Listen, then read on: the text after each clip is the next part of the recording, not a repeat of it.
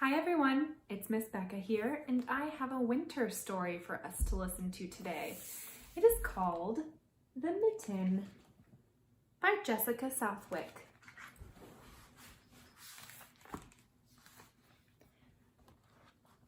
It was a cold and windy winter morning, and the little boy hustled up the path, dragging his sled behind him.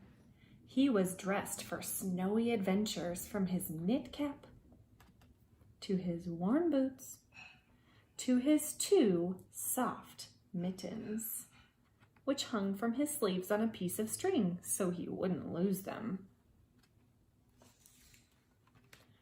The boy headed to his favorite spot, a stupendous hill, perfect for sledding.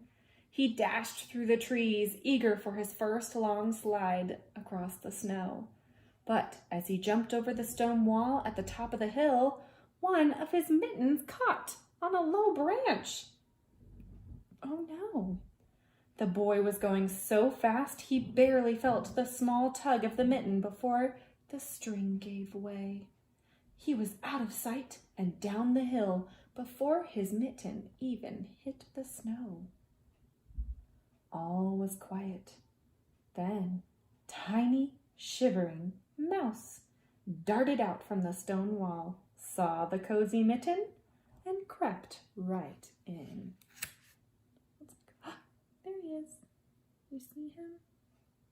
Getting nice and warm. Oh, wow, look at that tree. Soon, Bunny hopped along. The mitten caught his eye, and being a curious fellow, he jumped right in next to the mouse. Next, Fox wandered by. What a snug place this is, she thought. Then when she discovered the mouse and crawled inside, Mouse and Bunny moved over to make room. There she is, hopping into the mitten.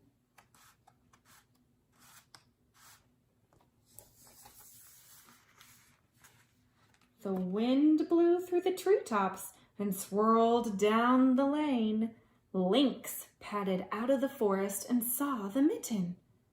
What's this? She thought. How charming!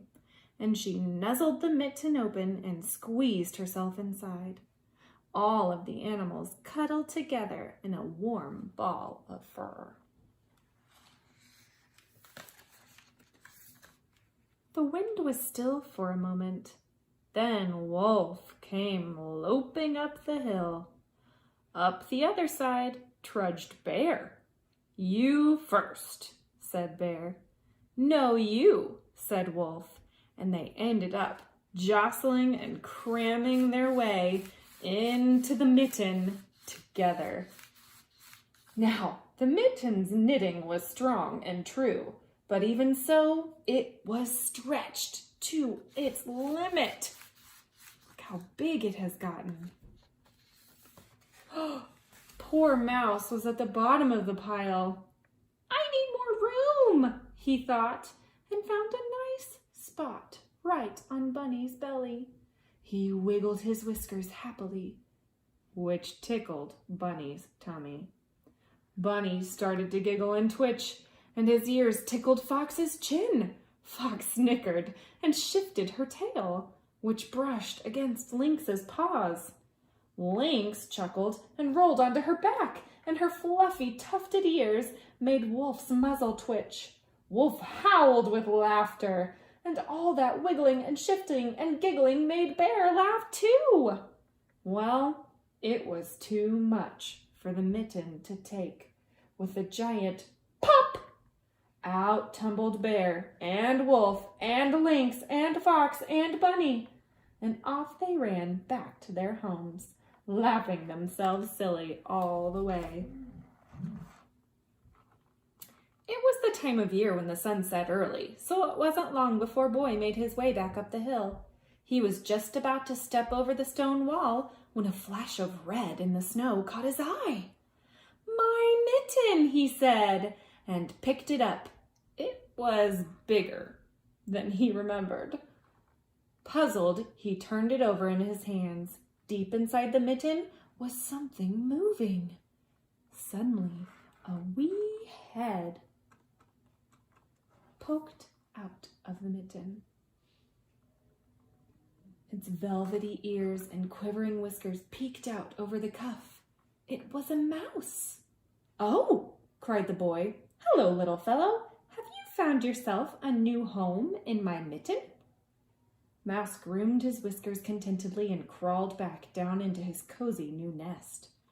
"I will take you home then," said the boy, "and you may live in my mitten as long as you'd like and be my friend."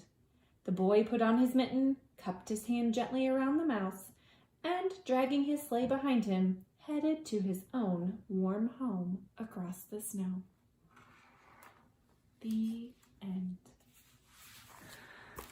Oh, that was a fun book about that mitten. It got so full. I hope you all have a really wonderful day. Thanks a lot.